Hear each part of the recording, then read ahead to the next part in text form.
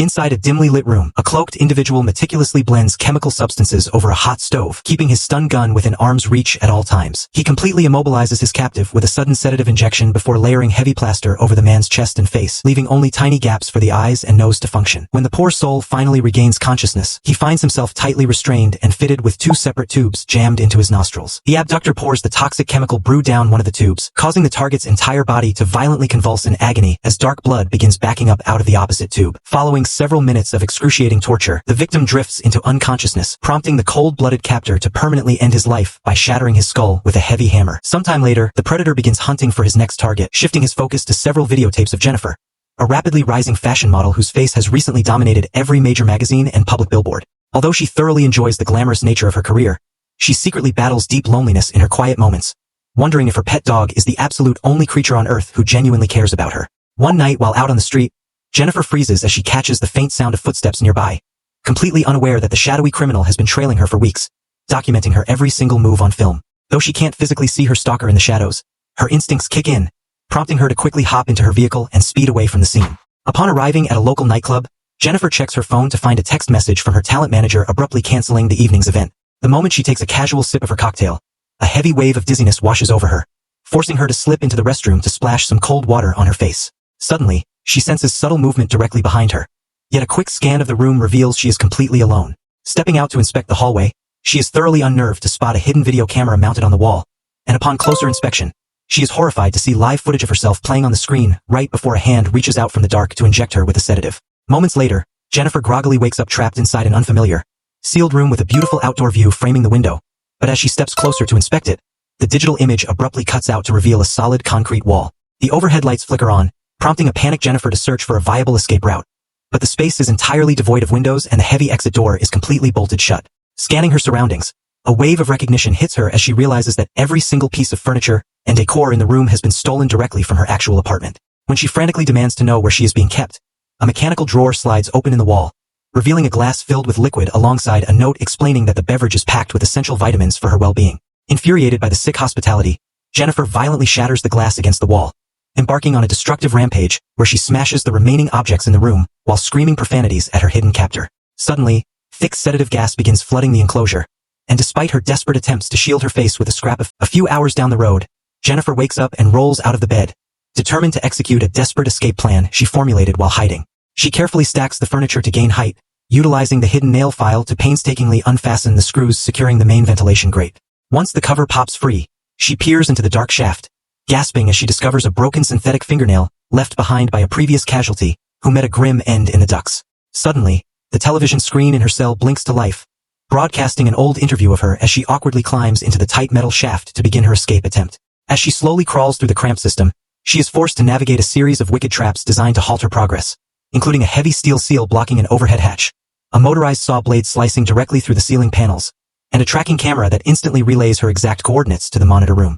Ultimately, her luck runs dry as the killer materializes directly inside the ductwork ahead of her, plunging a needle into her skin to sedate her once again. When she next regains consciousness, she is right back where she started, bound tightly to the interrogation chair in the laboratory. She desperately bargains for her survival, offering the predator endless amounts of money, but the silent executioner completely ignores her pleas. He fastens a heavy brace around her skull and drapes a plastic bib over her chest before swinging open a commercial freezer stacked with actual, butchered human remains. He tosses a severed eye, a human ear, a heavy splash of blood, and various unidentifiable biological chunks directly into a commercial blender.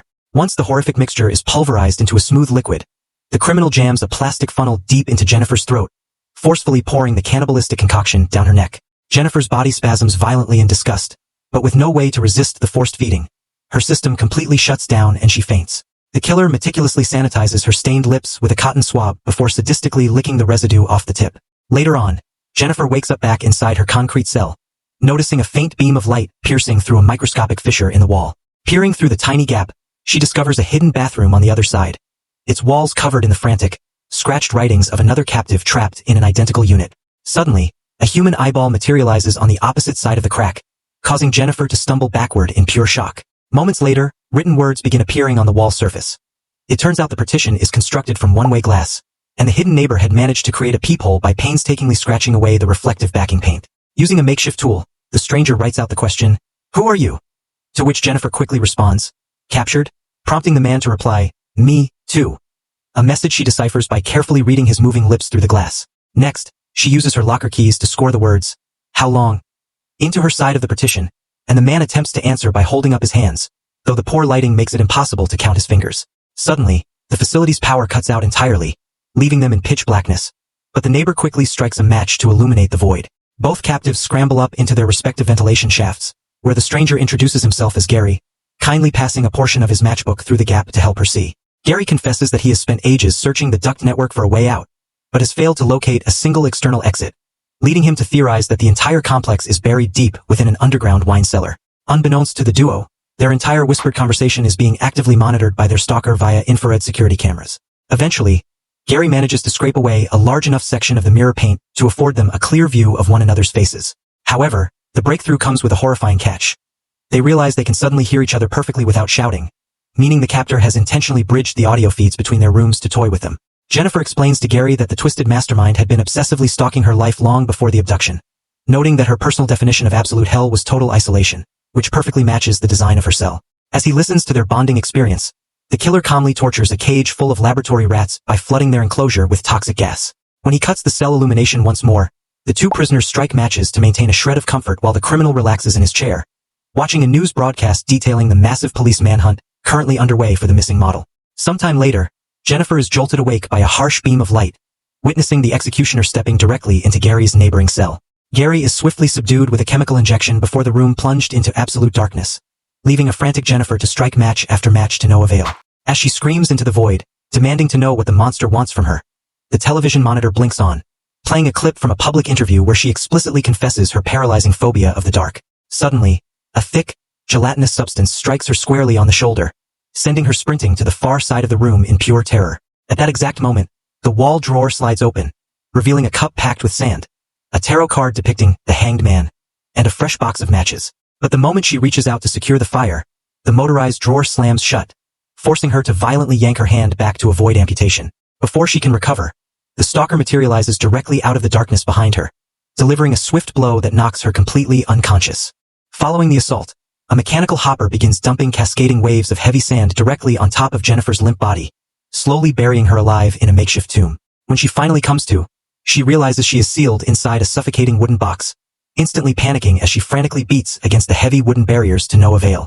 The television monitor continues to loop her old modeling interviews while a massive digital hourglass tracks the exact countdown of the lethal trap, all while the killer sips a drink, amused by her suffering on his monitor setup. Before long, the volume of sand inside the coffin rises so high that Jennifer is pinned flat against the upper lid, gasping for her final pockets of oxygen. Over in the neighboring room, Gary's television monitor suddenly switches over to broadcast Jennifer's suffocating agony, alongside a printed card asking him if her life is genuinely worth saving.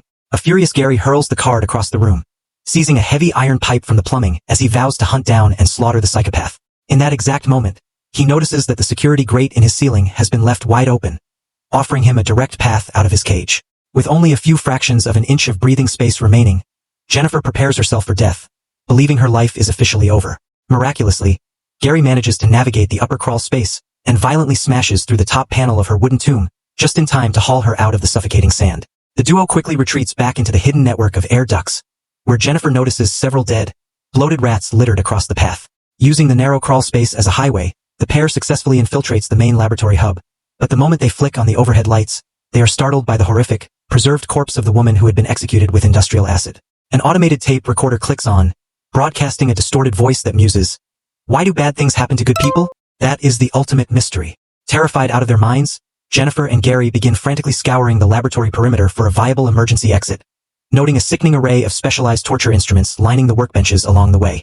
Eventually, they hit a heavy, deadbolt security door, prompting Gary to begin furiously bashing the lock mechanism with his iron pipe. They can hear the heavy footsteps of their captor rapidly closing in on their position, but with a final, desperate swing, Gary shatters the deadbolt, allowing the duo to slip through into the next sector.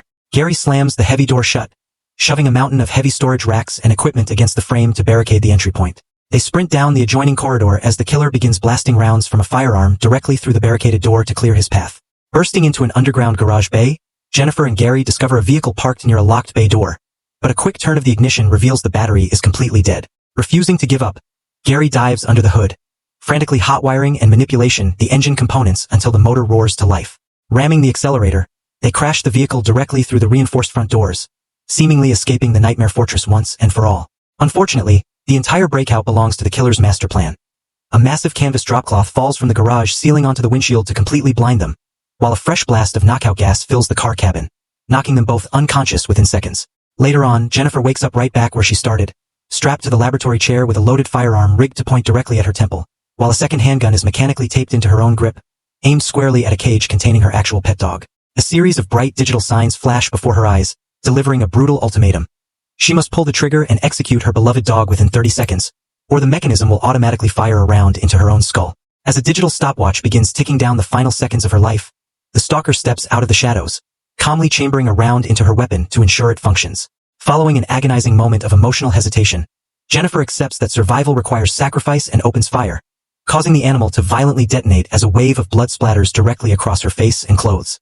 Following the horrific ordeal, the killer retreats to his private living quarters, which requires a specialized electronic passcode matrix to unlock. Back in her concrete cell, Jennifer suffers a massive psychological breakdown over the horrific act she was forced to commit, but her sobbing is suddenly interrupted by a faint, familiar whimpering sound. To her absolute shock, she looks through the two-way mirror to see her actual dog sitting perfectly unharmed on the other side, prompting her to grab a heavy object to shatter the glass and save her pet. However, the image of the dog instantly vanishes, replaced by the killer's hand holding up a printed card mocking her with the revelation that the entire scenario, including the explosion, was a cruel audiovisual illusion designed to break her mind. Sometime later, Jennifer is seen dressed in fresh, luxury garments that the killer had left inside her cell. As the two prisoners converse through the partition wall, they are startled to hear the main corridor security door click open, prompting them to instantly bolt toward the exit, only for the heavy steel slab to slam shut right before they can bridge the gap. At that exact moment, the wall drawer clicks open, presenting Jennifer with a new key tailored for a secondary locker unit. Upon unlocking it, she discovers a stunning, high-end evening gown along with matching designer heels, while the ambient lighting in her cell automatically dims to a romantic glow. Soft, classical music begins wafting through the ventilation system as she reluctantly changes into the formal wear. Gary respectfully averts his gaze to grant her privacy, while the hidden captor relaxes in his control room, sipping a glass of fine wine as he enjoys the view on his monitors. Once she is fully changed, the main connecting door slides open once more, prompting Jennifer to sprint into the next room and throw her arms around Gary in a desperate embrace. At that exact moment, the central television monitor activates, broadcasting a horrific archive video of a woman bound flat to a surgical table, her lips stitched shut with heavy thread alongside dozens of deep, bleeding lacerations scoring her flesh. The video shows the masked killer stepping into frame, revving up a motorized bone saw right next to the captive's head. Overcome with absolute rage and horror, Gary begins screaming curses at their unseen tormentor, utilizing his iron pipe to completely demolish everything in sight, systematically shattering the overhead lights and smashing several hidden camera pods to pieces. Within moments, the criminal bursts into the darkened room, engaging in a brutal, hand-to-hand brawl with Gary in the pitch blackness. While the exact details of the fight are obscured by the shadows, Jennifer listens in terror to a series of heavy, bone-crushing impacts followed by a sudden gun blast, before the killer calmly drags Gary's limp body out of the room, leaving a thick trail of blood smeared across the floorboards. After a few minutes of agonizing silence, the television screen blinks back on, showcasing a heavily beaten, blindfolded Gary weeping as he offers a direct apology to Jennifer, while the killer presses the cold barrel of a handgun firmly beneath his chin. Suddenly, Jennifer catches a subtle rustling sound coming from the adjoining corridor, prompting her to dive into a hidden corner just as the stalker steps into the room. She trembles in her hiding spot, loudly demanding to know if he intends to end her life right now. But the silent predator refuses to offer a single word in response. Moments later, the scene shifts to reveal both Jennifer and Gary securely strapped to matching chairs in the laboratory, their hands intricately bound using a combination of heavy packing tape and expensive designer jewelry. The central laboratory monitor activates, playing a deeply disturbing homemade video of a mother looking directly into the camera, calmly telling her young son that she inflicts horrific physical abuse upon him solely because she loves him so deeply. The camera pans across the actual room in the video, revealing a chaotic mess of Polaroid snapshots, discarded cigarettes, heavy prescription bottles, and various illicit narcotics scattered across every surface. The moment the abusive mother begins to drift into a drug-induced stupor on screen, the young boy seizes the opportunity, drawing a massive kitchen knife and savagely stabbing her dozens of times until she lies dead in a pool of blood. Suddenly, the actual captor materializes directly behind Jennifer's chair, touching her inappropriately before brandishing a pair of heavy surgical pliers. Just as he prepares to mutilate her face, Gary screams out into the room, begging the monster to take his own teeth instead of hurting her. Accepting the trade, the captor ruthlessly wrenches a tooth directly out of Gary's jaw with the pliers, carefully dropping the bloody trophy into a plastic specimen bag, which he sadistically drapes across Jennifer's chest before knocking her out cold with a fresh sedative. Back inside her cell, Jennifer regains consciousness and quickly tears away her blindfolds and bindings before rushing through the wall gap to check on Gary's condition.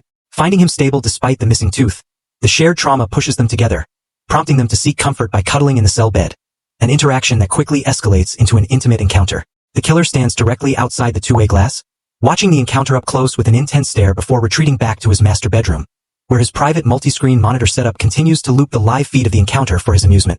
Hours later, Jennifer suffers from extreme lethargy, struggling to keep her eyes open as Gary inspects her water container, sniffing the contents to confirm that her drink has been heavily laced with sedatives once again. As Gary turns to face his own reflection in the mirror, a dark nosebleed begins trickling down his lip. He quickly wipes away the blood before flashing a highly sophisticated, completely calm expression toward the glass that contrasts his previous panic. He walks over to a secondary mirror assembly, swinging the frame open to reveal a highly classified electronic locking mechanism hidden underneath. He pulls a hidden master keycard from his clothing, slides it through the scanner to disengage the security lock, and calmly steps out of the cell corridor as if he owned the entire facility. Gary navigates the hallways straight to the master control bedroom, effortlessly punching in the complex alphanumeric passcode to gain entry. He activates the video archive to rewatch the footage of the matricide, but this time, the clear audio track reveals the hidden identity of the stabbing child. The young boy in the video is Gary himself. The tape further reveals that the brutal murder of their mother was actively witnessed by his biological brother, Ben, who had also been a frequent casualty of her horrific abuse. With the video wrapping up, Gary steps into the adjoining master bathroom where Ben is relaxing in a hot bath.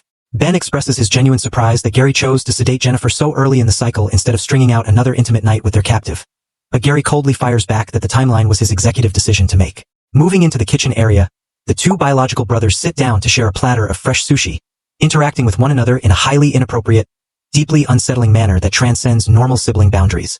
Gary questions whether Ben secretly harbors a desire to take the lead role in physically dominating the captured women, but Ben smoothly replies that he prefers to experience the thrill vicariously through Gary's actions. Because today officially marks the 4th day of Jennifer's ongoing captivity, the brothers' established operational protocol dictates that it is time to execute her, but Gary admits he is facing uncharacteristic doubts and wishes to keep her alive for an extended period.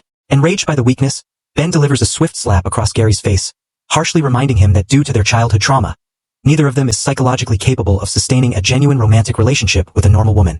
Overcome with sudden, psychotic rage, Gary draws a hidden blade and plunges it deep into Ben's torso, coldly whispering an apology as his own brother collapses dead onto the floorboards. After dragging Ben's corpse into the bathroom to conceal the murder, Gary begins flipping through a series of elaborate photo albums, documenting every single woman he has methodically stalked and slaughtered over the years. Suddenly, the front doorbell echoes through the house, prompting him to frantically shove the evidence binders back into a cabinet, failing to notice that the wooden door hasn't latched entirely shut. Opening the entrance, he is greeted by two veteran homicide detectives who step inside to press him with a series of routine missing persons questions. Gary remains completely unfazed, smoothly lying to the officers that the property belongs to his mother, and that while his brother Ben resides there permanently, he is merely visiting from out of town. The detectives produce an official photograph of Jennifer, demanding to know if he recognizes her. But Gary acts completely clueless, claiming he has never laid eyes on the model before. Despite a relentless barrage of probing questions from the seasoned investigators, Gary expertly dodges every rhetorical trap they lay out. Just as the detectives prepare to exit the house, they notice the television setup and casually ask if they can tune into the ongoing sports playoff game, admitting they are massive fans of the team. Gary obliges, powering on the entertainment system for them. But the moment the detectives attempt to cycle through the channels, the screen inadvertently cuts directly to the live security feed broadcasting Jennifer trapped in her cell. Before the stunned law enforcement officers can even draw their weapons, Gary draws a firearm and guns them both down in cold blood. Following the double murder, Gary hurries down to the cell block to wake Jennifer up, spinning a heroic lie that a pair of dangerous criminals had infiltrated the compound, and that he successfully executed them both so they could finally make their escape. A relieved Jennifer quickly throws on her garments and follows Gary out of the cell block, navigating a set of concealed structural stairs that leads directly up into the main residence. Emerging into the living room, she spots the bleeding bodies of the two uniformed detectives, and because of Gary's manipulation, she naturally assumes the dead men are the brutal kidnappers who held her captive. When Jennifer spots a landline telephone on the desk and rushes to dial emergency services, Gary physically blocks her path, pointing to the living room monitor to show her that the entire house is hardwired with recording equipment. He manipulates her into waiting, claiming he needs to locate and destroy the central hard drive first to protect her privacy from leaks before they call the authorities. Gary then slips down into the basement under the guise of searching for the footage, where he quickly uses a tool to slice the main telephone trunk line. Up in the kitchen, a frantic Jennifer is desperately trying to get a dial tone on the receiver when she is suddenly ambushed by one of the detectives, who has miraculously survived the initial shooting. Reacting purely on survival instinct, Jennifer seizes a heavy wooden baseball bat from the corner, violently bashing the officer over the head multiple times until he drops dead onto the floorboards for good. When Gary returns to the kitchen, he embraces her, reassuring her that the killing was a clear-case act of self-defense before instructing her to wait quietly in the main living room while he handles the mess. Gary immediately begins bagging up the physical evidence in industrial trash bags, meticulously scrubbing down the cell walls and furniture with bleach to erase any trace of blood or latent fingerprints. While waiting out in the living room, Jennifer's eyes drift to the cabinet door that Gary failed to secure, spotting a row of matching photo albums with various women's names neatly printed across the spines. Curiosity getting the better of her, she pulls the binders open, and her heart drops as she uncovers a horrifying archive proving that the brothers have been systematically stalking, abducting, and torturing dozens of innocent women for decades to reenact the abuse inflicted by their mother.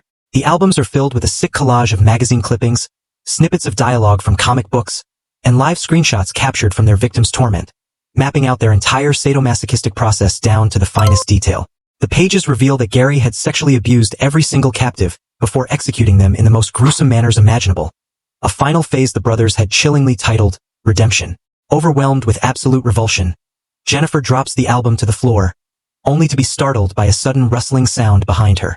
Suddenly, a severely wounded Ben, having survived Gary's initial stabbing, leaps out of the shadows, slamming her against the floor and choking the breath from her lungs while demanding she beg for her life. Spotting the handle of the knife still protruding from his torso, Jennifer grips the hilt and violently drives the blade deeper into his chest cavity, twisting it until he finally goes limp and dies. Terrified and running on pure adrenaline, she sprints across the house to test the various exit doors, but finds every single security latch is locked tight. She hurls herself against the windows, but the reinforced glass refuses to shatter under her weight. In that exact moment, a cell phone begins ringing loudly inside the pocket of one of the dead men. Jennifer frantically searches the corpses, uncovering an official police badge just as Gary steps back into the living room carrying a video camera, completely oblivious to Ben's second death as he orders her to stop slacking and help him clean up the crime scene. As Jennifer reluctantly mops the floor, Gary drops all pretenses, coldly announcing that she officially belongs to him now and demanding she show her complete submission. Jennifer plays along, offering a submissive expression as she steps closer to embrace him, only to launch a sudden counterattack by spraying a stream of industrial bleach directly into his open eyes. As Gary screams in agony, clutching his chemical burns, Jennifer sprints into the master bedroom, throwing the deadbolts to block the entryway before rushing down a back staircase into the dark basement. Locating the main electrical breaker panel, she begins frantically yanking the heavy master cables out of the wall, completely severing the property's power supply, just as Gary begins splintering through the upper doors using a fire axe. Before his vision can clear enough to track her down, Jennifer slips into a low crawl space to hide in the shadows. Using the narrow maintenance tunnels as a guide, she navigates her way directly back into Gary's private control cell, where she manages to locate Ben's discarded firearm on the desk. Formulating a lethal trap, Jennifer deliberately clicks on a high-powered flashlight, using the beam to broadcast her exact position to her stalker. Gary charges blindly into the room after her, prompting Jennifer to point the weapon and squeeze the trigger, but her lack of firearms experience betrays her as the gun fails to discharge. Gary instantly overpowers her, slamming her flat onto the mattress and wresting the weapon from her grip, sadistically holding it up to show her that the hammer must be manually cocked back before it can fire a round. Just as he prepares to execute her at point-blank range, Jennifer delivers a devastating kick directly into his groin, sending them both tumbling onto the floorboards as they engage in a frantic struggle over the loaded weapon, accidentally discharging a live round into the drywall in the process. Following a desperate, clawing struggle, Jennifer manages to jam the barrel directly into Gary's face, using the leverage to rip the firearm completely out of his grip. Knowing exactly how to operate the weapon now, she cocks the hammer back and opens fire on Gary, unleashing a barrage of bullets in pure revenge, intentionally targeting his groin first. Once his lifeless body collapses onto the floor, Jennifer turns the weapon on the massive, wall-sized modeling poster of herself, shredding the image with her final remaining rounds. Moments later, a clean, calm Jennifer steps out of the front doors of the House of Horrors, dressed in fresh civilian clothing. Walking down the quiet city streets on her trek back to reality, her eyes drift up to catch the public billboards, passing billboard after billboard displaying her own face staring back at her. Make sure to hit that subscribe button and activate your notification bell so you never miss another deep dive cinematic breakdown. And thank you for watching. Like and subscribe to Movie 2 Clips for more videos.